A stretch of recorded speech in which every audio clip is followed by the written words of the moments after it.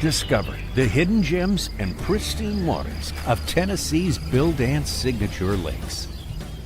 Conveniently located throughout Tennessee, there's a signature lake near you, covering all regions of the volunteer state, all endorsed by the legendary Bill Dance himself. Whether it's a weekend getaway or an extended vacation, create timeless memories at Tennessee's Bill Dance signature lakes.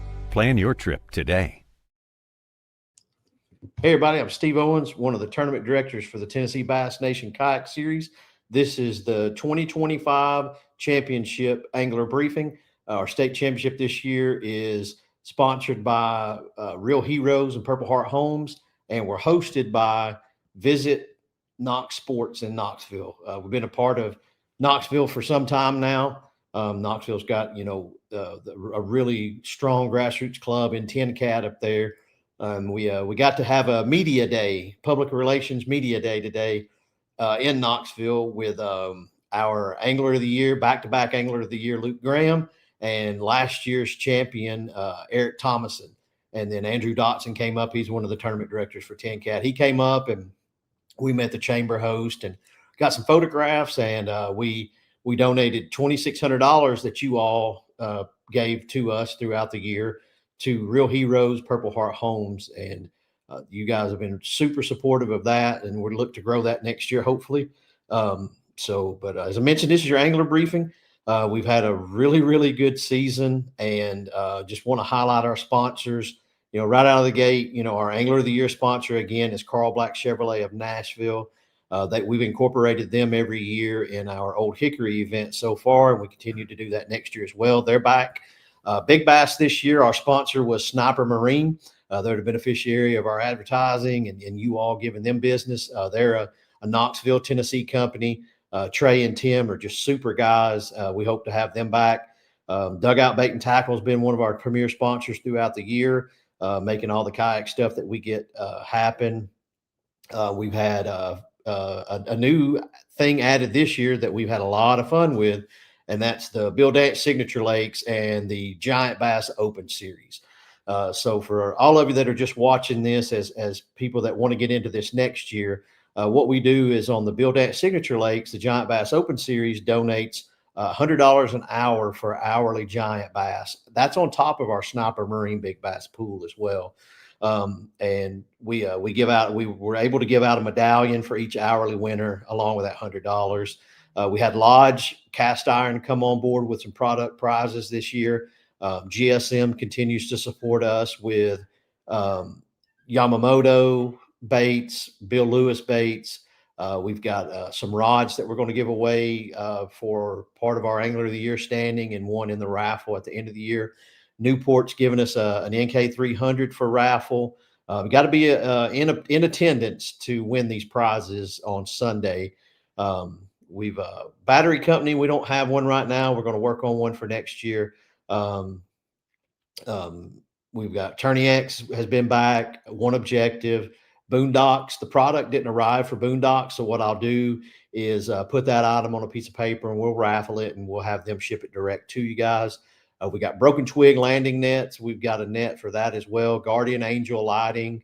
We've got a few more. We got a Robo Hawk is back again. Hope to have them again next year.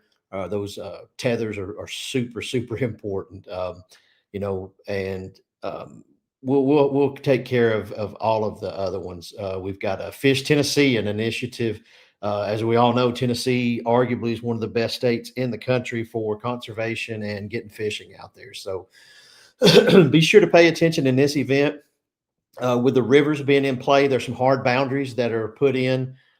Just had some confusion with anglers that aren't familiar with the area on, what's a hard boundary? Can I go here? Can I go that? So the last couple of days, we've gotten some feedback from the locals up there. And so we put together the hard boundaries, mainly for the safety issue.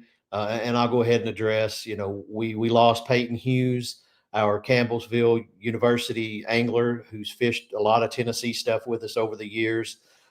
He drowned at Toledo Bend in our Bassmaster event.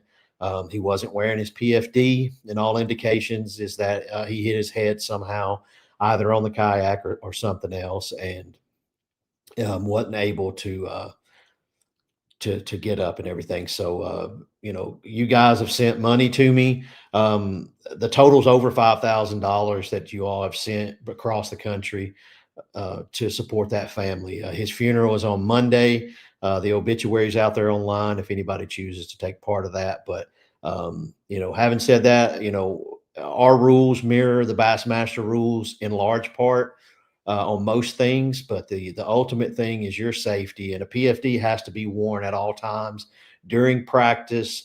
And as Daniel mentioned to me, next year, just to maybe drive that point home, we will have an official practice period.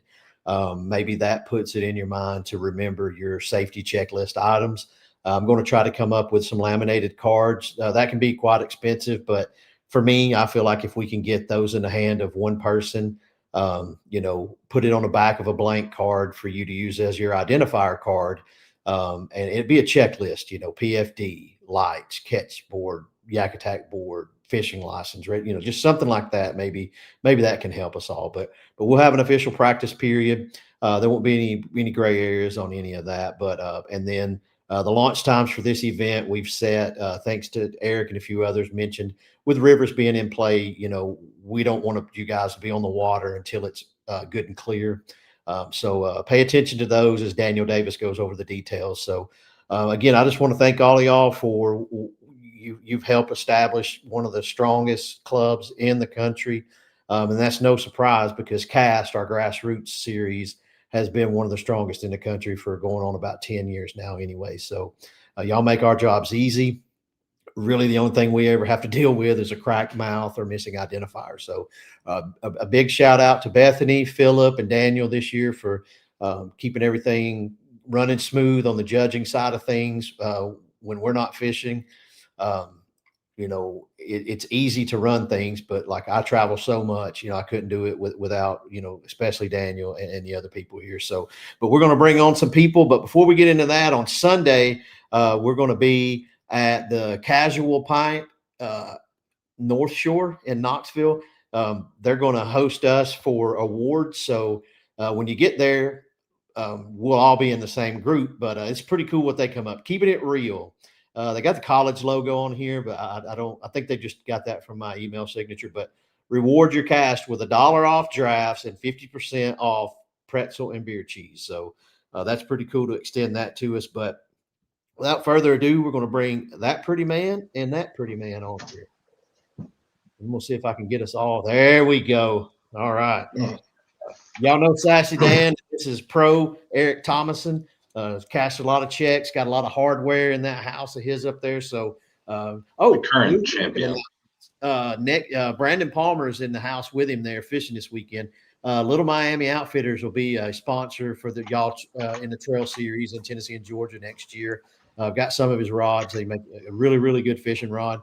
Ewan Miners won a lot of money on them. He could probably catch them on a stick, but still, those rods go a long way. So, Brandon really takes angler input into what he does and makes a super good rod. So we'll be happy to partner with him next year and get one of our own product in your hands. So he's going to pop his head in here real quick. So go behind it. Don't go in front of him because it's going to look shady.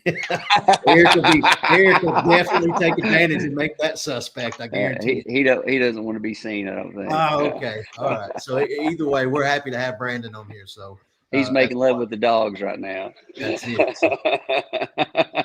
Well, yeah, I went ahead and just, did the sponsor lowdown thing. And so we brought Eric on here because, going forward, we're going to have more podcast type stuff coming just to keep, awareness out there.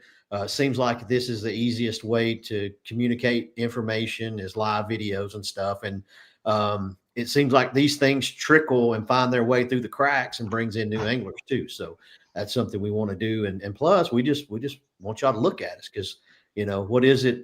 We're too good looking to be alone. So we want to bring y'all with us here. So we will let Eric talk about, last year, his event on Guntersville where he waxed them and won the championship and, what's going on this season and him being such a good Samaritan. He won the 10 Cat Sportsman of the Year award. So anytime you need any borrow any money, he's just got this kind and generous heart. He'll probably do that too. So, but Eric's been bringing Brody along with him, and he's been a fun kid to watch. And he's starting to catch them now. He's qualified on his own. But yeah, Eric, we'll just let you, I just laid some stuff out there. You just say whatever you feel like saying there. No, I appreciate you guys having me. And, for the folks that don't know these guys, they go way back, and it's a hard job, but I give them kudos because they will listen, and they're making the right decisions 99% of the time. I think most tournaments you fish, you want to feel like you've had a good experience, whether you win, lose, finish middle of the pack, and these guys make that happen. And, one thing I think about this tournament, and I've won some stuff over the years and been pretty consistent, but when I won the state tournament, I think it's looked at as almost like a major championship in golf. And when you look at who's fishing, you got arguably the top two in the country in Russ and Ewing, and then you got the best regional fisherman in Luke, and then you got the mullet, who is hard to beat on any river, let alone his home river. So, shout out to my boy Jordan Marshall. And then, Pro Neighbors had arguably one of the best years of his kayak fishing career, and he knows this area really well. And then, you start looking at, Brandon wanted to come down and fish this trail from Ohio. And then, there's several Kentucky guys. I don't know, Daniel, how many states you've got represented in the field, but it's not just Tennessee, and there's just, I was looking, you got Brody as a kid, you've got several female anglers, you've got senior citizen anglers, you've got everything in between, and you've got, 20, 30 national hammers and another 20, 30 local hammers. So, if you get to win this, you've done something. It's a 2-day deal.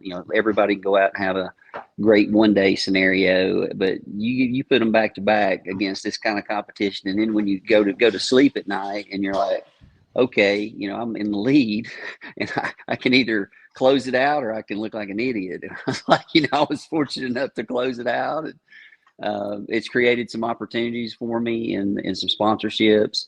Probably the best thing that come with it was the fact that I kind of took my foot off the fishing pedal this year, played a little bit more golf, and really wanted to focus on putting Brody in a spot to succeed and kind of, check that box off. And like you said, he's got a tremendous future, and he's fishing the high school circuit.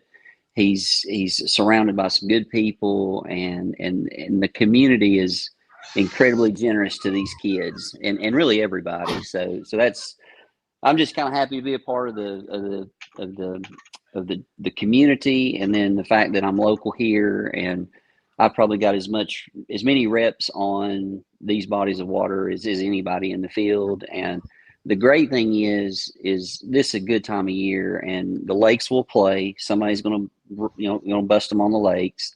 The rivers will certainly play, and it could be a mixed bag. It could be all browns. It could be all greens. It's really, there's just a lot of quality fish spread out through that. And if you look at it from a mileage perspective, from Cherokee Dam to the confluence is 52 miles. It's roughly 60 miles from Douglas Dam down to the confluence. So you got over 100 miles of river to fish, depending on which side you fish.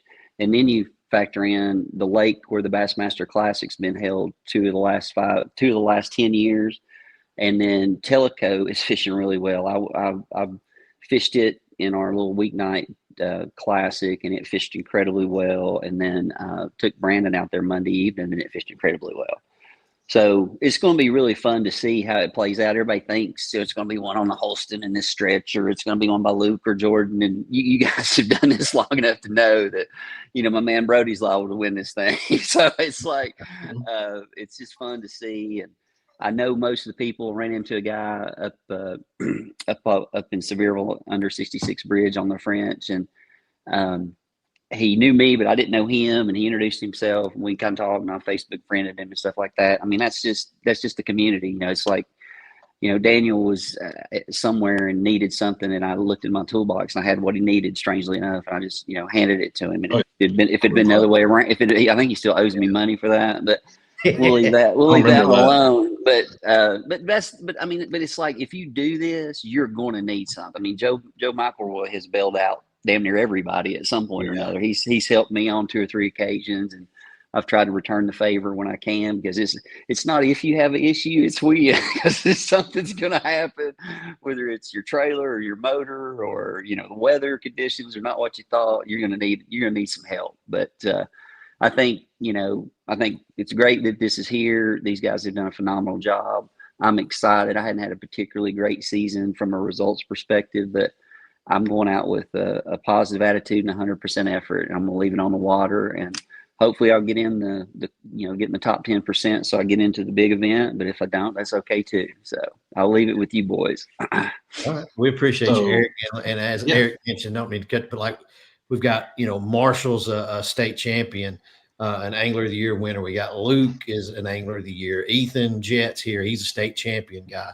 Josh Stewart wasn't able to make it, but he was a top guy we got, Got Chris Walters. He's state champion. I mean, you just go down the list. I mean, it's like, damn. Yeah. And then Paris Edwards, he's won, a high percentage of events, and he's a hammer. And then you just he's won 63 KBFT and AOIs in a row. That's enough. Yeah. It's like you had Russ, and then next thing you know, Paris runs them off. So. Yeah. It's like, exactly. Jeez. So, but, no, it's kind of cool because I'm, well traveled and try to participate in the bigger events, and and there's so many quality fishermen across the country. But man, it's just like, I'd say Texas and Florida I would put in that same category. But after that, you got great anglers everywhere. But just to have to compete. I know Luke and Jason up in Oklahoma, they have a quality club up there with, big participation. So there's just great anglers everywhere. And it's interesting because, Steve knows this, and Daniel to a degree, but like, I'm getting messages from people all over the country. Good luck this week. I hope you defend, and then like some of the messages I got after I was in the lead were, I can't even begin to say what they said, but it was all good stuff from just, everybody's looking at this leaderboard, and like, Abby, I know qualified and couldn't make it. And, I would have loved to beat up on him since he's, the big time Angler of the Year. But I mean, I think maybe even Jody qualified. I mean, there's other guys that maybe qualified, couldn't make it. But I mean, we joke and say, this is a Hobie BOS, this is a Bassmaster field, this is a KDF 10 field, whatever the elite field is, it's hard to beat this one. Yeah. Heck yeah, man. We appreciate you, Eric, and we will see you on the leaderboard. We'll let Sash Dan take us out of here. Question for me, man. Come on now. You got questions? Sure. Yeah, dude. So we brought up a little bit about the current situation with some of the rivers. What advice could you give somebody that's driving in, never fished one of these river sections or anything like that? Not to say that you're exclusively a river fisherman. What kind of tips or safety things that you give somebody driving in, not pre-fishing, and hitting one of these kind of high current areas? What would you advise them of? I always say you kind of keep your head on a swivel. You can kind of get more focused on fishing than navigating. And if you're doing an A to B, then you're moving most of the time, and that's what I plan to do as an A to B tomorrow. And with the motors, if you've not motored in current, it makes a difference in how the boat maneuvers. So I would tell you to err towards going slow and getting a feel for how your motor goes with the current. And the other thing is, if you've got a graph, and I'm obviously not an electronics guy, I don't even know how to look at a 2D, let alone forward facing. But if you do have a graph, just make sure your depth is good so that you're not, beating the motor off the bottom, because most of the rivers are hard bottom. With the current flow in the bigger boats, there's probably some areas where you may hit bottom. And, if you know how to read water, you want to try to keep your boat in the deepest part of the water, especially, with the current that's running.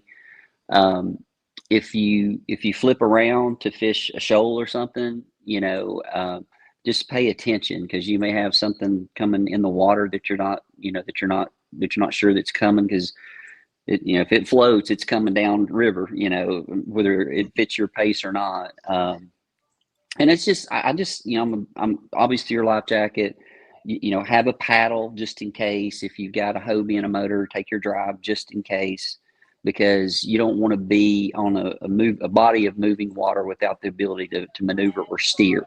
It makes for really, really bad days. So, and as far as fishing goes, fishing should be great. I mean, they're feeding up for the winter.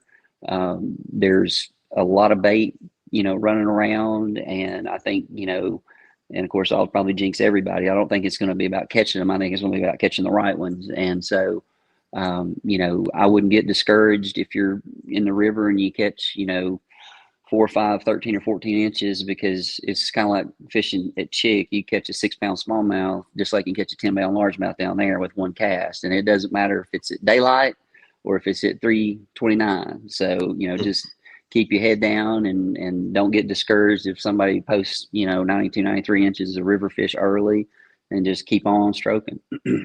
Yeah. Last river float that I did in a tournament, Steve-O really should have kept his head on a swivel. He bow and Luke duked a log backwards, and it was the funniest thing I've ever seen. When no one's hurt, it's incredibly funny. But boy, at the time, it's like, I preach to Brody safety, and tell him all these stories. And what he hasn't seen is everything I'm telling him not to do, I've done it. I'm one of the few people that has turned over a Hobie PA-14, and that's something I'm proud of. Because the river boats are really easy to turn over. The Cooses, Mayflies, Crescent, you name it, whatever brand, I've turned it over. But the Hobie scenario was kind of unique because it had filled up with water, and I didn't know it. And I just kind of leaned over to get something out of the water. Next thing I know, it was upside down, and I was with Steve knows him pretty well, and so does I was with Kent Vanover, and Kent had thought I had a medical emergency. He thought I had a heart attack or something because I just went kaboosh. He didn't know what to do. And that's how I tell people from a safety perspective. You don't think about it until you have to use it. Is I had never watched a video on how to best re-enter if you do turn over, and how to get your boat turned over. And so Kent and I, thank God for Kent, because if he hadn't been out there, I'd probably still be floating around Watts Bar. And this was in late March, and the water was about 62, 63 degrees. So I was like, golly, it's cold. I don't know. I lost my train of thought there for a second. Yeah, biggest thing about being able. Oh yeah, so we did everything wrong, and I somehow got back into the boat. But since then, I have I've practiced it in warm weather. I've jumped out on purpose and made my way back on board. And I think if you're going to do this, you have to make those safety precautions, because and my theory with Peyton, and God bless that family, is the same. I figured, I've told us, like, if you hit your head somewhere or you knock yourself out, your life jacket may not even save you, but boy, if you do have it on, it's certainly going to give you a fighting chance. And I've been doing this for 10 years, and I think all you guys know I'm pretty transparent. And I can think of one time that I got in my kayak without my life jacket. And I think I told this story to maybe Steve or Daniel. And I went, this has been probably 7 or 8 years ago. I went to, I think I just got a new Hobie, and I was jacked up, and I couldn't get it on the water quick enough, and I forgot my life jacket, and I wanted to fish the river. So I put in at 7 Islands on the French Broad, and I didn't have it. And I was like, I'll just fish for a little bit. And I mean, I wasn't in the water 20 minutes. I turned around and come home. I just wasn't, it wasn't right. And I'm not, I can swim, but I wouldn't say I'm a great swimmer. But it's just the fact that you're by yourself in many cases, and if you hit your head on a rock, or if you do have a medical event, I mean, you know how all this stuff could play out. It's just, and you don't think about it, especially as a 20-something-year-old. It's just like you're kind of invincible, and you don't think about that. But again, it's a super tragedy, and I think you guys handled it beautifully. And I just saw where the Bluegrass Club did the online tournament, and I'd signed up for that, and it looks like it's going to raise a pretty good chunk of money for those folks. But it's bad, but it's preventable. Yeah. Appreciate that sound advice, sir. You got it. All right. That's all I got for Mr. Eric. We'll let him get rested up. Thank Good you, luck. guys. Thanks All a right, man. lot. Good luck. See you. See you. Bye-bye. All right, my friend, what you got for everybody? All right, let's get into the official angler briefing. I'm going to start with the times now. The identifier has already been released, and it is PGH. It's in memory of Peyton Hughes. It can be written on your hand, on your board, on the bottom of your kayak. Just make sure that's visible in the pictures, and make sure that you take really good pictures on that side of things. The times are going to be, we thought about the current situation, and even on the lake side, it gives people the best opportunity to be safe and, launch with light and be able to see. But we're doing launch time is going to be 7:15 a.m. Lines in will be 7:30 a.m. Lines out will be 3:30 p.m. You have a full hour to upload your fish. If you have any issues at all, as far as fish submission, cell phone signal, or anything like that, or you can't submit it, make sure that you give yourself plenty of time for one thing. But if there's an issue with the app, make sure that you reach out to Steve-O and I before that last submission time of 4:30 p.m. And we'll do whatever we can to help facilitate it. If you message us at 4:31, I'm sorry about your luck, but y'all have actually fished many of our tournaments to get here, so I'm speaking to a lot of experienced people. Right now, we've got about 79 anglers signed up, so such a great field. And I'm sure it's going to go up a little bit. We've got signups until 9 p.m. As far as the check-in tomorrow, there will not be a check-in. The day 2 identifier will be released tomorrow at 6 p.m. And that's for Sunday, October the 5th. Again, launch time will be 7:15 a.m. Lines in 7:30 a.m. Lines out 3:30 p.m. And the fish upload time is going to be 4:30 p.m. These are all Eastern times. And check in the wards at 5:30 p.m. It's kind of a softish check-in. We'd like for everybody to get there by that time so we can get awards rocking. We try to start right after that and get everybody home that's traveled so far. It's going to be at the Casual Pint. Thank God they're hosting us. I mean, it's the menu looks great. They got plenty of room over there. But it's going to be 2045 Thunderhead Road, Knoxville, Tennessee. And just, we'll be glad to see everybody at check-in. We're giving away a Newport motor. Like that's something that if you don't have a motor, you could be the one on the raffle. So it usually brings a lot of people, but it's always a fantastic giveaway. We usually do it first to get that out of the way, make somebody really happy. PFD must be worn at all times. You can use the Catchboard or Yak Attack devices. If you have a motor, make sure that you have your 360 lights. Like I said, we're going to be at safe light, but if it ever overcast, rainy, or whatever, it's going to be good to be visible. On your photos, do not rotate, crop, or alter, do anything with them. Submit them as they are. We rotate them for you. That fish must be facing left, mouth closed. Make sure that you don't cover the eye, don't cover, the whole tail. And one thing that I've noticed a couple of tourneys so far is make sure your identifier is not covering the last number you can see.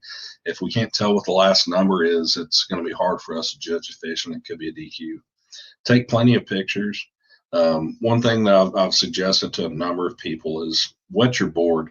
It keeps the fish from flopping around, but it also gives a good contrast for the board to be able to see all the numbers that are on it, keep glare off of it and everything. Keep your hand out from under the gill plate. That harms the fish. And, just try not to, you can center the tail. You can actually touch the meat of the tail. As long as we can measure it, will be good. If you have a fish that has a bad eye, make sure you take a good video of that fish, flowing away, especially if you're hitting, there's all kinds of things that try to eat bass and take the eye out. I've had a couple, and, but just make sure you take a good video of it swimming away. We're not going to contact you for any deductions on the fish. It's on you to manage your stringer. You're in the championship, but check your stringer and if you had one that was deducted, manage catch, remove it, submit a good picture for it. We'll judge it again. We want to make sure that you have the best stringer possible. If there's a fish that's going to be disqualified, we will reach out to you. We're going to try to call you first, then we'll text you after that. It'll be a 423 number, so it's not a spam call probably. And our numbers are actually on this page, on the actual Tourney X page. Put them in your phone. It's an easy way to reach us. And, we're going to be looking throughout the day to make sure, for any messages and take care of it. In this event, there is dragging and exiting the kayak is allowed. You can actually wade fish, make sure that you tether your kayak. It's my advice. That way we're not having to send rescue out there to a rock while your kayak floats all the way down to Watts Bar. But yeah, this is the one event, even though our rules say it, but we want to make sure that you're safe and you can fish a good area. You find a good shoal or something that you can fish, go ahead and do it. Now as far as dragging the kayak, it must be part of the same water that you're fishing. It can't be dragging 100 yards to the neighbor's pond to be able to fish out of it. It's got to be connected by water. So that's gonna be the championship. The boundaries are going to be the Holston River below the Cherokee Dam and the Fridge Broad River below Douglas Lake will begin the eligible waters. Lake Fort Loudon and Lake Tellico are in play. It's on Tellico. It's usually the Little Tennessee River is what it's called. The boundary there will be the Fort Loudon Dam. Connected by a canal near the dam is the Lake Tellico. Anglers can launch at any public access ramp on Lake Tellico. Basically, if other people can launch there, you're good to go, and it has to be a launch point. If you have any questions about whether something's in play or not, send a group message to Steve-O and I on Facebook. Send a pin. If you just say this road up here on Lake Tellico, is this good? Send a pin. That way we can look at it and make a good call for you. That way we know that your waters are in play. So anyways, on Lake Tellico, it's also labeled, like I said, Little Tennessee River. The Chilhowie Dam is the physical boundary in the river. The Fairview boat ramp will be considered a launch boundary up the Tellico arm. And we have some hard boundaries. And so there's a launch boundary and then there's hard boundaries. So your launch boundaries, you can fish up from, but you have to come all the way back down to and take out at that, or come back to that spot to be in play of the boundaries. The hard boundaries are going to be the Ball Play Bridge on the Tellico River, which is Tellico Lake. And that is an absolute hard boundary. You cannot fish past it, go up it, and then come back. It's a hard cutoff. The Rockford Weir Dam on the Loudon/Little River. Riverwood's Creek, which is the highway bridge on the confluence of the French Broad and Little Pigeon. So again, you're allowed to exit and drag and do those types of things. And but either way, we want you to be safe out there. We want you to make sure that you got a secondary mode, like Eric mentioned. If you got a motor, take your drive with you. Make sure that you got a paddle. Don't end up in a situation where it's going to be unsafe. That's the biggest thing, is keeping that PFD on there at all times. The rules are the rules. You fished them all season. We want y'all to be safe out there. And I'm going to bring old Steve-O back here so he can talk about what you're fishing for the championship, potential of the championship in conjunction with the classic. Yeah. So obviously you're fishing for your payout, but the Bassmaster Kayak Series Championship, for those of you that don't know, the Bassmaster Kayak Series, the Bassmaster Classic is in Knoxville again next year. So when we do that, I should have word next week to get it finalized. But our Bassmaster Kayak Series Championship will be in the Chattanooga area on a body of water in Tennessee. And so from this field, if you've not already qualified through the Bassmaster Kayak Series Open events that we had, then the top 10% of this event will qualify for the championship next year here in Tennessee. And from that, the top 10 in the past have always made the stage. Not certain how it's going to work this year, with the Classic being cut so much, television time is being cut drastically just because it's just too long. It's too long of a thing. So they're removing the high school and the college from the stage, but we will get to be on there one more time. Just don't know how much time we're going to have. I do know it's going to be cut just because of airtime. That's a commodity that the sponsors pay for, and so we just got to be respectful of that. So, but in this event, Daniel said, like right now we've got 79, so that'll actually round down to 7 anglers. It doesn't round up, so we have to have 80 to send 8. If we've got 88, then we send 8. So right now at 79, we'll send 7 anglers. So get signed up. Yeah, get signed up. If you got somebody that's on the fence right now that's waiting. I just saw somebody recently make a post that there's X amount registered. If it reaches such and such, I'll sign up. I mean, come on now. Okay, all right. But anyway, the money's yeah, nice. Yeah, it's been a great season. We look forward to seeing y'all at check-ins like we always do. So we have a lot of fun with y'all, and y'all are all great people. And we fish with y'all our whole kayak careers, and so we're gonna keep it rolling. We're gonna work on adding sponsors where we can, tweaking payouts to try to bring some more in, and a little bit of stuff. So, but yeah, man, thank you. Appreciate, as always, like I say to you, Daniel, thank you. And just, good luck to y'all again. Reach out to us if you got any questions. Read those boundaries, launches, and hard boundaries and stuff, and be safe. Make sure you got your identifier, your PFD, and your board and your propulsion. So yeah, you got anything else, Daniel? If not, we'll head on out. No, just I always say it. Thank y'all for the loyalty of fishing the series. That's just, it keeps growing, and we'll keep doing stuff like this as long as y'all do it. And looking forward to it. And I think we have a kayak prize that's going to be awarded later. I think it's the only thing we didn't mention. Yeah, we got a native falcon. We just got no way to haul it up right now. So we'll put that out there along with the boondock stuff. So yeah.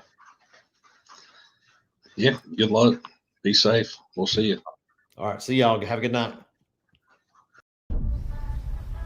What matters to you? Commitment, dedication, precision, connection. Catching fish? Good. That matters to us too.